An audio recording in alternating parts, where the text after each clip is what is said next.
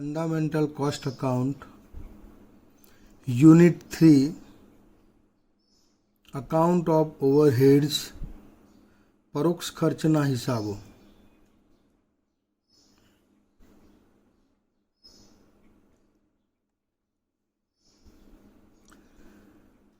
The total cost of production is made up of direct expenses and indirect expenses. ઉત્પાદનની જે કુલ પડતર છે એ કુલ પડતર પ્રત્યક્ષ ખર્ચ અને પરોક્ષ ખર્ચની બનેલી છે. Those expenses which can be charged directly to a cost unit, process of product, are non-direct expenses. જે ખર્ચા પડતર એકમ ખાતે કે પ્રક્રિયા ખાતે સીધા ઉધારી શકાતા હોય તેને આપણે પ્રત્યક્ષ ખર્ચ તરીકે ઓળખીએ છીએ. But those expenses which cannot be charged directly to a cost unit, process of product, are non-indirect expenses. પણ જે ખર્ચા કોઈ પડતર એકમ ખાતે ઉત્પાદન પ્રક્રિયા ખાતે તમે એને સીધી રીતે ઉધારી શકતા નથી તેને પરોક્ષ ખર્ચ તરીકે આપણે ઓળખીએ છીએ. Such expenses are to be apportioned and allocated to cost unit on some suitable basis. આવા જે પરોક્ષ ખર્ચાઓ છે એ પરોક્ષ ખર્ચાઓ સમગ્ર એકમ માટે થયેલા છે. તેથી કોઈ એક વસ્તુની પડતર નક્કી કરવા માટે આવા ખર્ચને પડતર એકમ ખાતે ફાળવવો પડે છે એને વહેંચવો પડે છે. આવા ખર્ચને જુદા જુદા ખાતા વચ્ચે વહેંચવામાં આવે પછી એ ખાતામાં જે ઉત્પાદન થયું હોય એ ઉત્પાદનની વચ્ચે વહેંચવામાં આવે, એ એકમની વચ્ચે વહેંચવામાં આવે ત્યારે આપણે એની ફાળવણી તરીકે ઓળખીએ છીએ. Overheads include cost of indirect materials, indirect wages and other indirect expenses. પરોક્ષ ખર્ચની અંદર પરોક્ષ માલસામાન, પરોક્ષ મજૂરી અને અન્ય ખર્ચાઓનો સમાવેશ થાય છે. Hence, the indirect expenses must be apportioned to various cost centers which are benefited by them. તેથી જ ધંધાની અંદર જે પરોક્ષ ખર્ચાઓ થાય છે એ જુદા જુદા પડતર કેન્દ્રો ખાતે એ કેન્દ્રોને જે લાભ મળ્યો છે તે લાભના પ્રમાણમાં એને ફાળવવામાં આવે છે. ક્લાસિફિકેશન ઓફ ઓવરહેડ્સ, પરોક્ષ ખર્ચનું વર્ગીકરણ. Overheads may be classified on different bases according to the need and circumstance. પરોક્ષ ખર્ચને એની જરૂરિયાત પ્રમાણે અને સંજોગો પ્રમાણે જુદા જુદા રીતે એને વહેંચવામાં આવે છે, એનું વર્ગીકરણ કરવામાં આવે છે. Generally, overheads are classified in 3 groups. સામાન્ય રીતે પરોક્ષ ખર્ચને 3 ભાગની અંદર વિભાજિત કરવામાં આવે છે. ક્લાસિફિકેશન ઓફ ઓવરહેડ્સ, પરોક્ષ ખર્ચનું વર્ગીકરણ. એ ફંક્શનલ ક્લાસિફિકેશન, કાર્યાનુસાર વર્ગીકરણ. 11 વાઇઝ ક્લાસિફિકેશન, પડતરના તત્વો મુજબ વર્ગીકરણ. બિહેવિયર વાઇઝ ક્લાસિફિકેશન, વર્તણૂક કે ગુણ પ્રમાણે વર્ગીકરણ. આ દરેક જે તબક્કા છે, આ દરેક જે ભાગ છે એને આપણે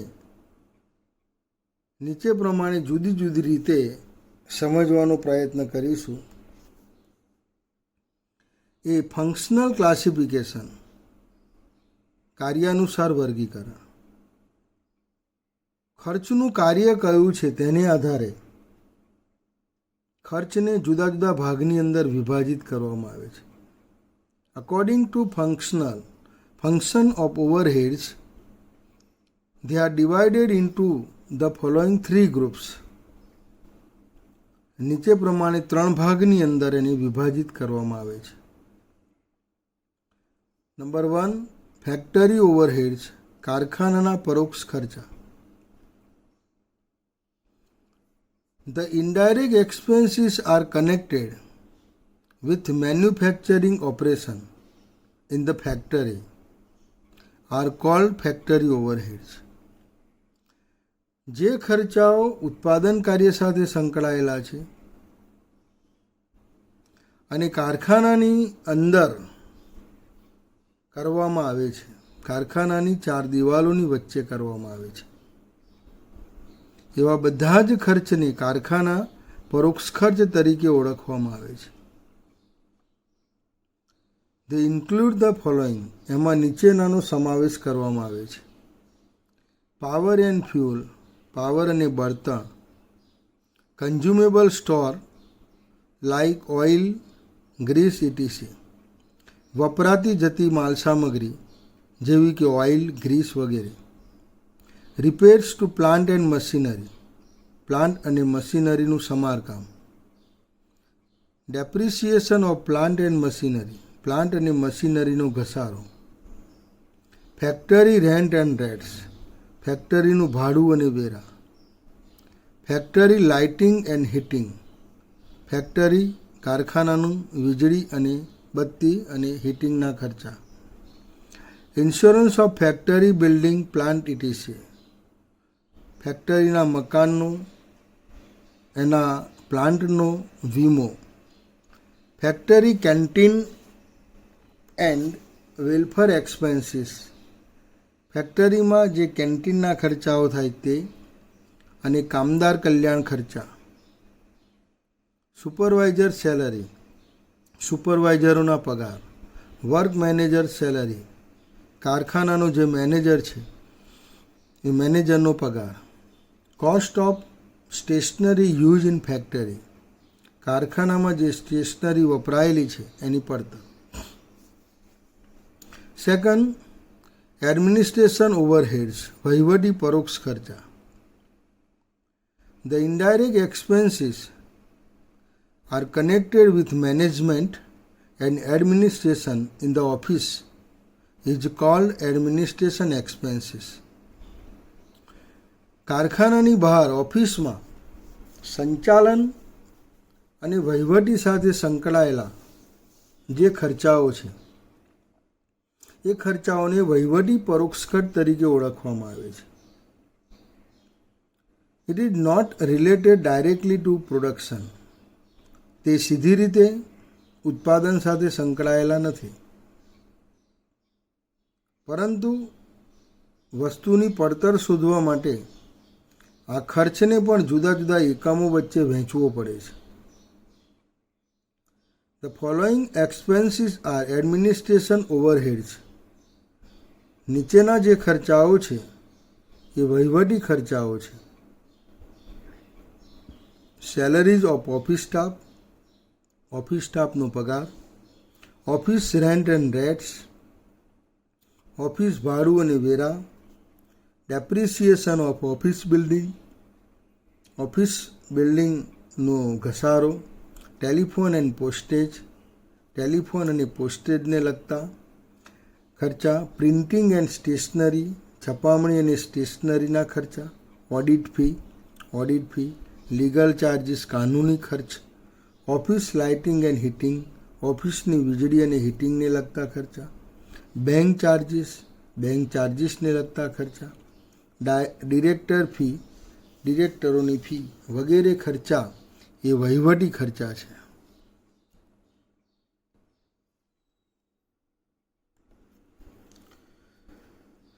સેલિંગ એન્ડ ડિસ્ટ્રીબ્યુશન ઓવરહેડ્સ, વેચાણ અને વિતરણ ખર્ચા.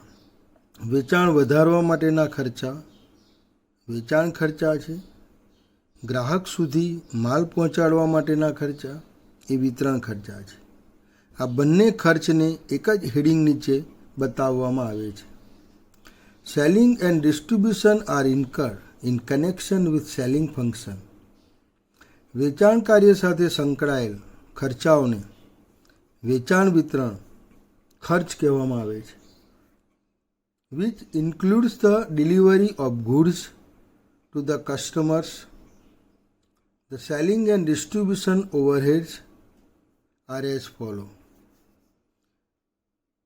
આની અંદર માલની ડિલિવરી સહિતના તમામ ખર્ચને સમાવિષ્ટ કરવામાં આવે છે. આવા ખર્ચા નીચે પ્રમાણે છે. Salaries, commission and travelling expenses of salesman. સેલ્સમેનના પગાર, કમિશન અને મુસાફરી ભથ્થા. એડવર્ટાઇઝિંગ, જાહેરાતના ખર્ચા. કેટલોગ્સ, પ્રાઇસ લિસ્ટ, કેટલોગ છપાવવાના, પ્રાઇસ લિસ્ટ છપાવવાના ખર્ચા. બેડ ડેટ્સ, ગાલખાત. Legal charges in connection with recovery of bad debts. ગાલખાત વસૂલ કરવા માટે સંબંધિત જે કાનૂની ખર્ચા થયા હોય તે. Rent appreciation, insurance of showroom. જે શોરૂમ છે એ શોરૂમનું ભાડું, એનો ઘસારો, એનો વીમો વગેરે ખર્ચનો સમાવેશ કરવામાં આવે છે. સેલ્સ ઓફિસ એક્સપેન્સીસ, વેચાણ ઓફિસના ખર્ચા. કેશ ડિસ્કાઉન્ટ એલાઉડ, મંજૂર કરેલો રોકડ વટાવ. પેકિંગ ચાર્જીસ, પેકિંગના ખર્ચા. Carriage and freight outward. જાવક માલ ગાળા ભાડું. Wages of packers, delivery van staff ETC. Packing કરનાર અને ડિલિવરી વાનનો જે સ્ટાફ છે એમની મજૂરી. Rent, rates and insurance of warehouse. ગોડાઉનનો વીમો, એનું ભાડું, એના વેરા વગેરે ખર્ચનો સમાવેશ આની અંદર કરવામાં આવે છે.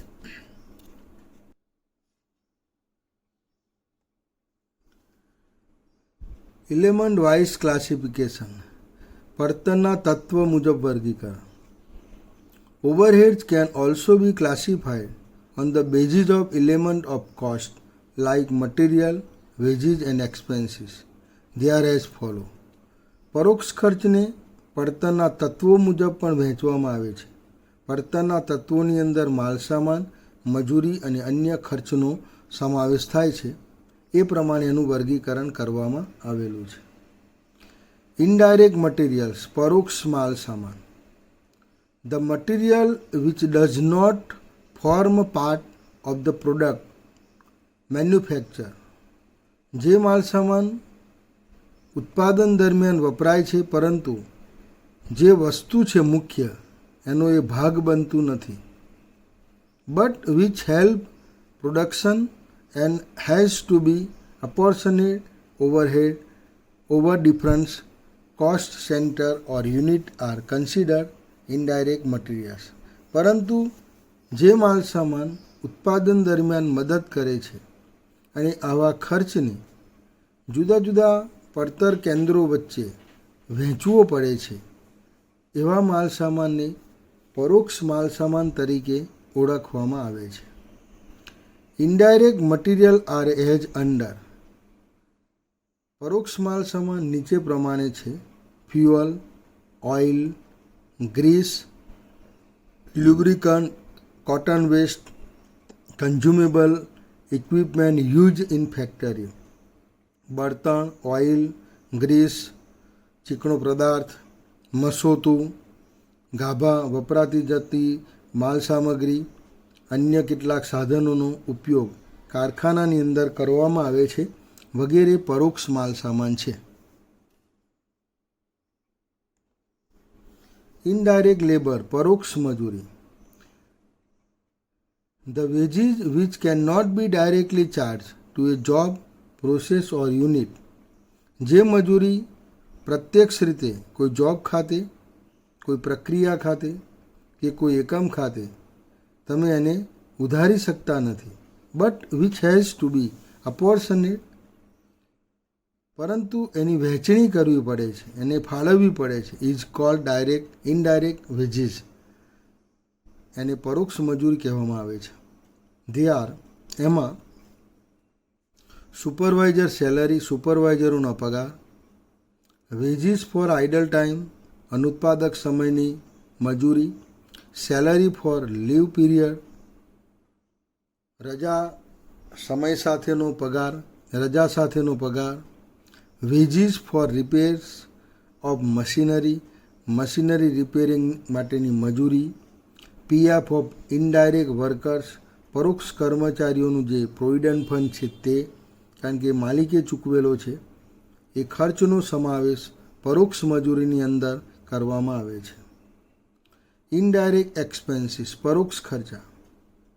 The expenses other than material and labour, માલસામાન અને મજૂરી, ઉપર જોઈ ગયા, માલસામાન અને મજૂરી સિવાયના અન્ય ખર્ચા, which can not be directly charge to any particular job process, જે કોઈ જોબ પ્રક્રિયા ખાતે એને તમે સીધી રીતે ઉધારી શકતા નથી. એન્ડ કોસ્ટ સેન્ટર કે પડતર કેન્દ્ર ખાતે, unit of production are called indirect expenses, એને પરોક્ષ માલસામાન તરીકે ઓળખવામાં આવે છે. Salary of clerk and officer, clerk અને ઓફિસરના પગાર, કેન્ટીન એક્સપેન્સીસ, કેન્ટીનના ખર્ચા, ડેપ્રિસિએશન ઘસારો, ઇન્સ્યોરન્સ પ્રીમિયમ, વીમાનું પ્રીમિયમ, રેટ એન્ડ ટેક્સીસ, ભાડું અને વેરા, લાઇટિંગ વીજળી, ટ્રેનિંગ એક્સપેન્સીસ ઇટીસી, ટ્રેનિંગને લગતા ખર્ચા વગેરેનો સમાવેશ આની અંદર કરવામાં આવે છે. બિહેવિયર વાઇઝ ક્લાસિફિકેશન, વર્તણૂક કે ગુણ પ્રમાણે વર્ગીકરણ. ખર્ચનો ગુણ કયો છે એ ગુણને આધારે ખર્ચનું વર્ગીકરણ કરવામાં આવે છે.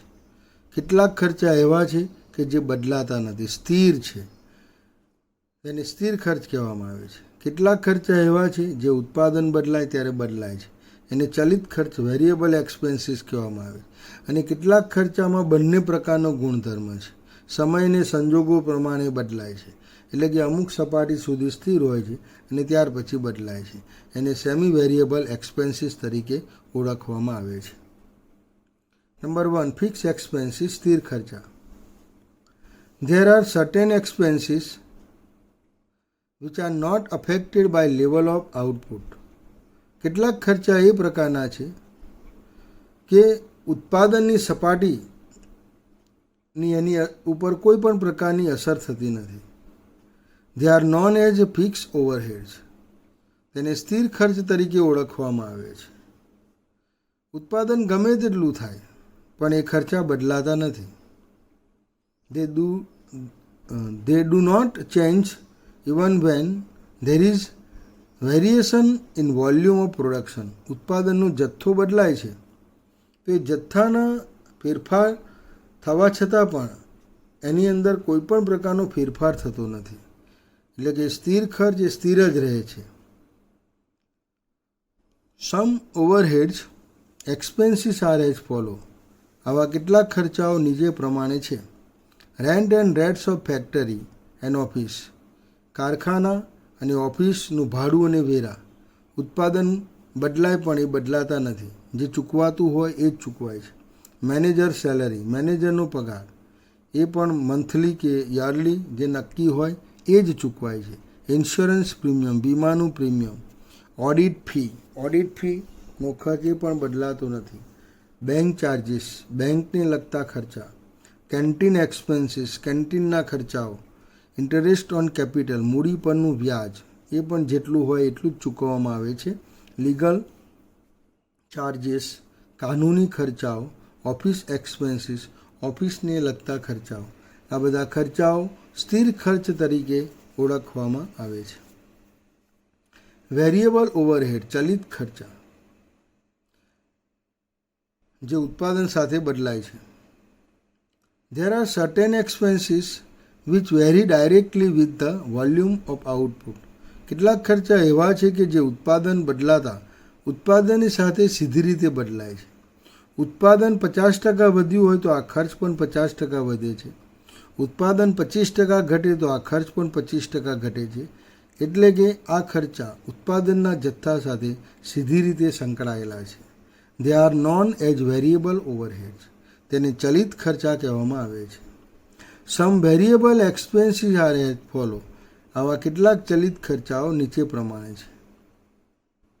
ડાયરેક્ટ મટીરિયલ પ્રત્યક્ષ માલ સામાન, ડાયરેક્ટ વેજીસ પ્રત્યક્ષ મજૂરી, લુબ્રિકન્ટ, ઓવરટાઈમ વેજીસ ઓવરટાઈમનું મજૂરી, કેરીઝ આઉટવર્ડ જાવક માલ ગાળા ભાડું, સેલ્સમેન્સ કમિશન એન્ડ અલાઉન્સ સેલ્સમેનોના કમિશન અને ભથ્થા. એટલે આ બધા ચલિત ખર્ચાઓ છે. સ્થિર ખર્ચનો ગુણધર્મ કુલ સ્થિર રહે છે પણ એકમ દીઠ બદલાય છે. ચલિત ખર્ચનો ગુણધર્મ કયો છે? તો ચલિત ખર્ચ એકમ દીઠ સ્થિર રહે છે પણ કુલ બદલાય છે. ઉત્પાદન વધે ત્યારે વધે છે. સ્થિર ખર્ચ ઉત્પાદન વધતા વધતો નથી, ઘટતા ઘટતો નથી, પણ એકમ દીઠ બદલાયા કરે છે. ઉત્પાદન વધારે થાય ત્યારે એકમ દીઠ ખર્ચ નાનો થઈ જાય છે અને ઉત્પાદન ઓછું થાય ત્યારે એકમ દીઠ ખર્ચ મોટો થાય છે. સેમી વેરિયેબલ ઓવરહેડ અર્ધચલિત ખર્ચા. Expenses which change with the volume of output but not in direct proportion to it are semi variable overheads. જે ખર્ચા ઉત્પાદન બદલાતા બદલાય છે, ઉત્પાદન ઘટતા ઘટે છે, ઉત્પાદન વધતા વધે છે, પણ ઉત્પાદન જેટલા પ્રમાણમાં વધ્યું છે એટલા પ્રમાણમાં વધતા નથી, ઉત્પાદન જેટલા પ્રમાણમાં ઘટ્યું છે એટલા પ્રમાણમાં ઘટતા નથી. આવા જે ખર્ચાઓ છે એ ખર્ચને અર્ધચલિત ખર્ચ તરીકે ઓળખવામાં આવે છે. These expenses are partly fix and partly variable. આવા ખર્ચા અંશતઃ સ્થિર છે અને અંશતઃ ચલિત છે. For example, telephone expenses are fix up to a certain number of call but they would increase in proportion to the number of call made after the fix limit is exceeded. દાખલા તરીકે ટેલિફોનનો ખર્ચ જે અમુક call સુધી એ સ્થિર હોય છે. દર મહિને નક્કી કરેલું હોય ભાડું અને કોલ પણ નક્કી કરેલો હોય કે દર મહિને તમે આટલા કોલ કરો ત્યાં સુધી ફ્રી.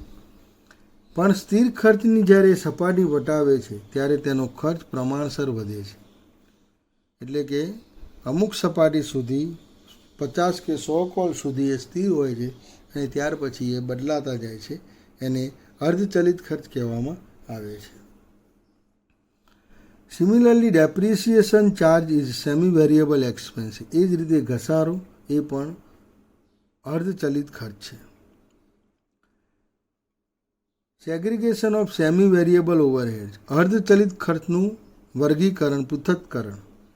કેટલીક વખત અર્ધચલિત ખર્ચનો દાખલો નાનો પૂછાતો હોય છે.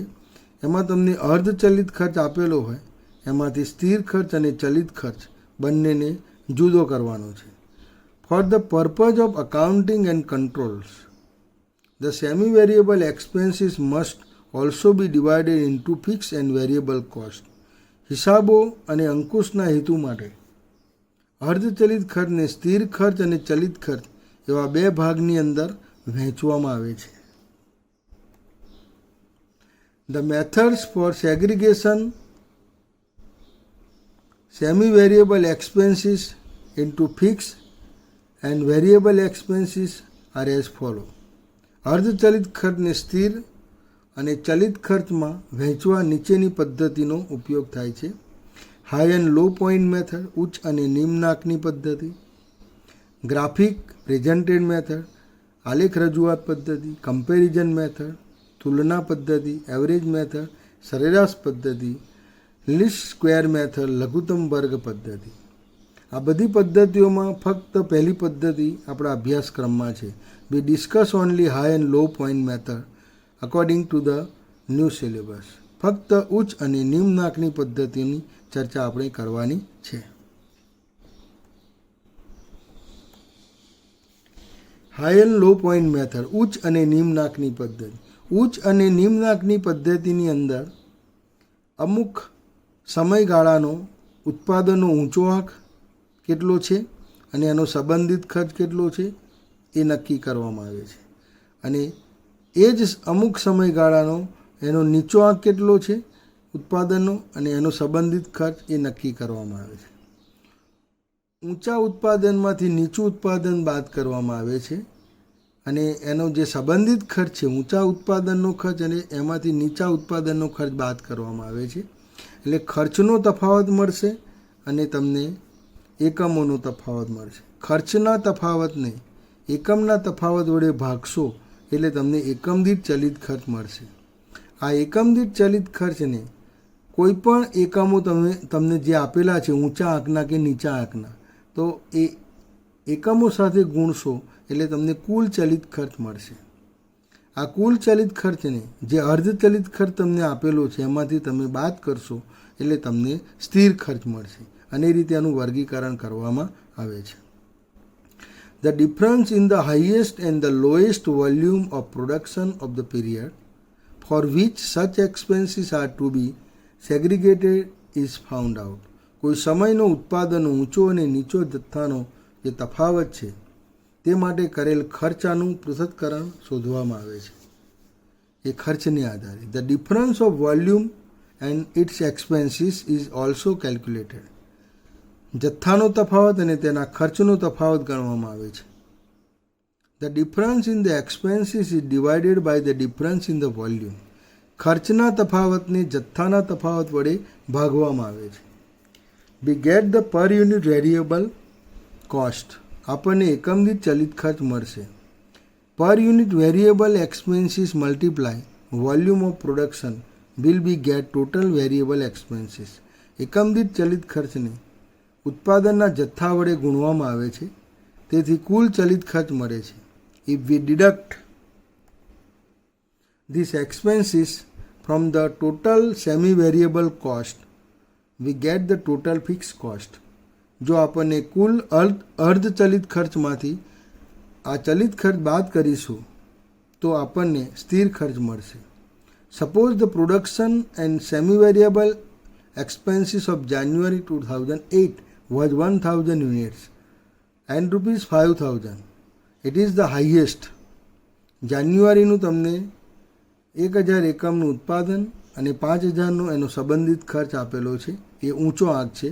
And it is 400 units and rupees 3800 in June 2008. અને જૂનનો નીચો આંક તમને આપેલો છે 400 એકમનું ઉત્પાદન અને 3800નો એનો સંબંધિત ખર્ચ.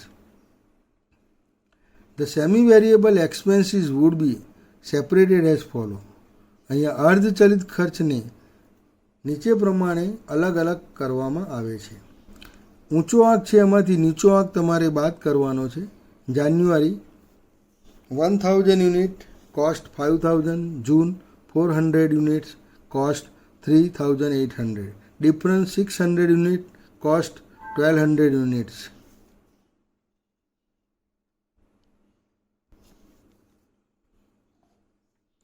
વેરિયેબલ કોસ્ટ પર યુનિટ એક્સપેન્સીસ ડિફરન્સ, ખર્ચનો જે તફાવત છે તે 1200 રૂપિયાનો છે, ડિવાઇડેડ બાય યુનિટ ડિફરન્સ, એકમનો તફાવત છે 600 છે.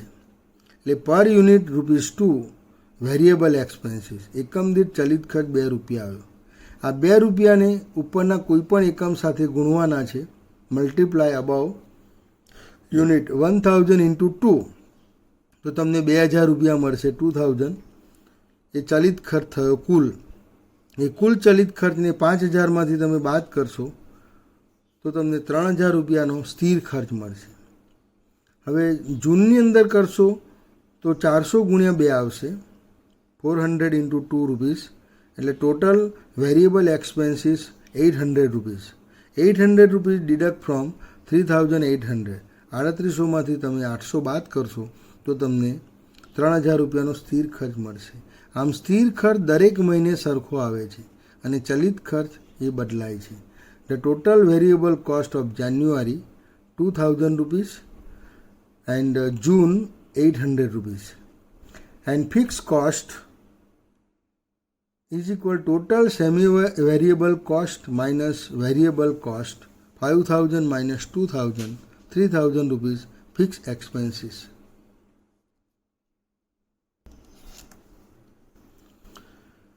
Example number 1. From the following information, segregates the semi-variable expenses by high and low point method and find out the fixed cost.